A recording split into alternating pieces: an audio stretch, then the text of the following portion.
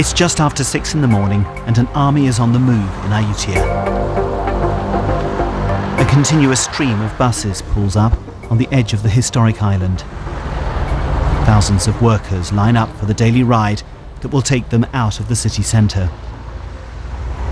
We're going to be going a little bit outside the edge of our square mile now. We're going to be following these workers from Ayuddhaya out to the industrial estates which have transformed the city and the lives of the people who live in it.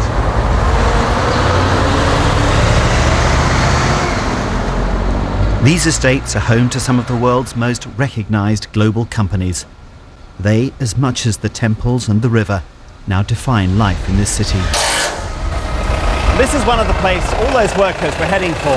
It's a Honda factory in Ayuddhaya, and it's one of the largest the company has anywhere in the world.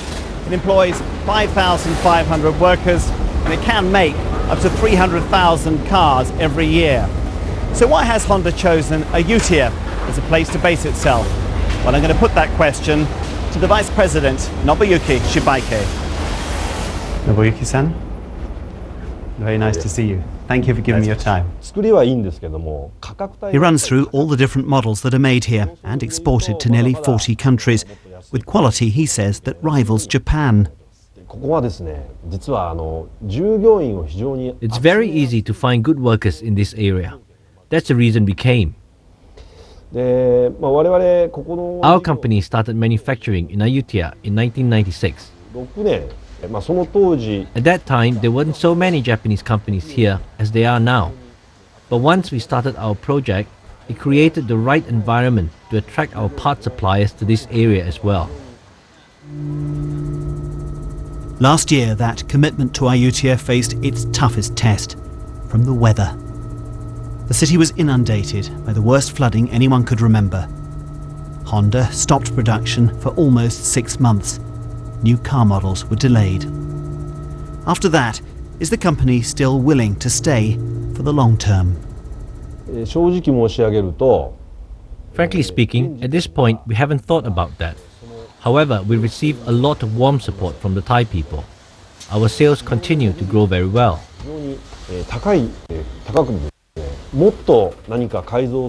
We are considering expanding our production. However, this factory was severely damaged by the floods. To increase production, we would have to think about setting up another factory somewhere else. At the moment, Honda is asking its Thai workforce to put in as much overtime as possible to make up for the months of lost output. Demand for new cars is strong in this fast-growing region, and making them is one of Thailand's and Ayuddhaya's success stories. Cars are certainly the preferred mode of transport for Thai people today, but sometimes when you're in a historic city like this, well, it's better to go at a more leisurely pace. I'm on my way now across the old city to meet a man who's turned his back on the hectic pace of modern life in Ayuddhaya and practices an ancient art that draws on Buddhist traditions. It's called Sakyant, and Ajahn Kob's work is renowned both for the intricacy of his designs and for their potency. These are sacred tattoos imbued with mystical energy which protect the wearer from harm. Ajahn Kob is a respected master of this art form. He makes little money from it, but he does care about keeping the craft alive. I like to pray when I tattoo. It comes naturally from my heart. For example, when I tattoo, I can read people's minds and I know exactly what picture they want even though I close my eyes. It's quite natural. I can tattoo from memory. Any pictures at all, I can tattoo them. Ajahn, in this modern age, do people in Thailand still really believe in the power of these tattoos that you give them? It goes back to when Thais and Burmese were fighting each other. People counted on tattoos for protection. They wouldn't dare go into battle without them. They believed these tattoos would make them invulnerable, that no weapons could penetrate them, and so they became fearless. No one can run away from death, but somehow, if it's not your time yet, these tattoos can help. I have had experience before when weapons couldn't penetrate my body. I was shot at, but I was fine. This thing is real, otherwise I wouldn't dare to carry on doing it.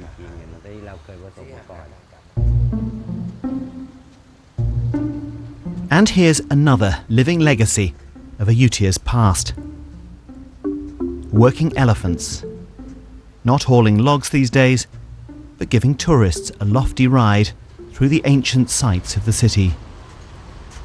Now, getting on one of these leviathans is a bit more challenging than just mounting a horse, but that's pretty much the role they played in historic Ayuddhaya. They were very much the beasts of burden of their day. Oh, we're a long way up.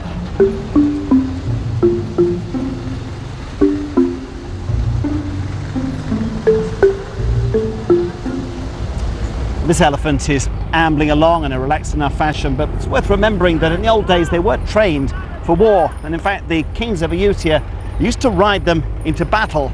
They were really fairly formidable weapons. In fact, they were also used for heavy lifting work, like pulling logs.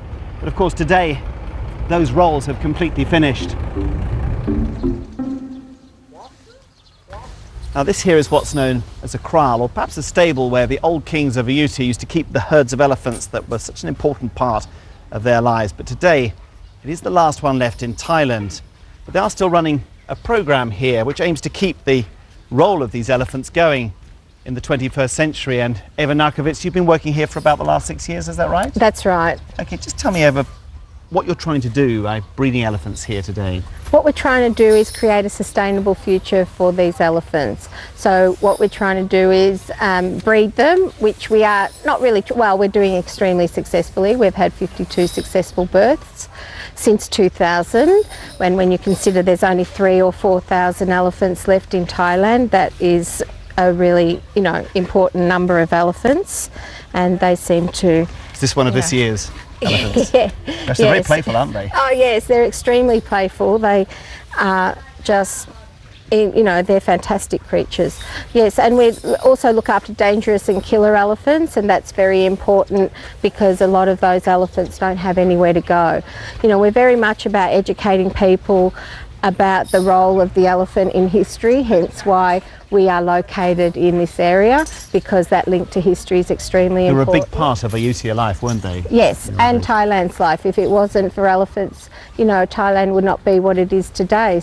And how revered they were in the past and how honoured. They shouldn't have to beg in the streets. They were warriors, and the people who rode them were elite warriors. And what will they do now, these young elephants? What will their future role be? Well, I think their role will be in tourism at this stage, unless somebody else has another bright idea. But, tourism, is a really good way for elephants to earn a living because it's safe and secure and legal, and we can actually, do all sorts of things with them in tourism, in the tourism sector, where they can actually have a good life and be taken care of really well. Well, let's go look at some of your younger elephants. Maybe we can see some of them having a bath, yeah? Yes, absolutely. Do they like to be sprayed with the hose? Yeah, oh yeah. All over, right? Yes, all over, and in the mouth because they want to drink. Yeah. Yeah, so... All we need is a bit of shampoo now. They love that feeling of the Really? water going into their mouths. Can't get you. This one's hogging it all. It's a very different experience from bathing my young sons, I can tell you that. I thought they were rowdy. They're incredibly strong. I think people don't realise how strong they are until they actually interact with them. Ugh.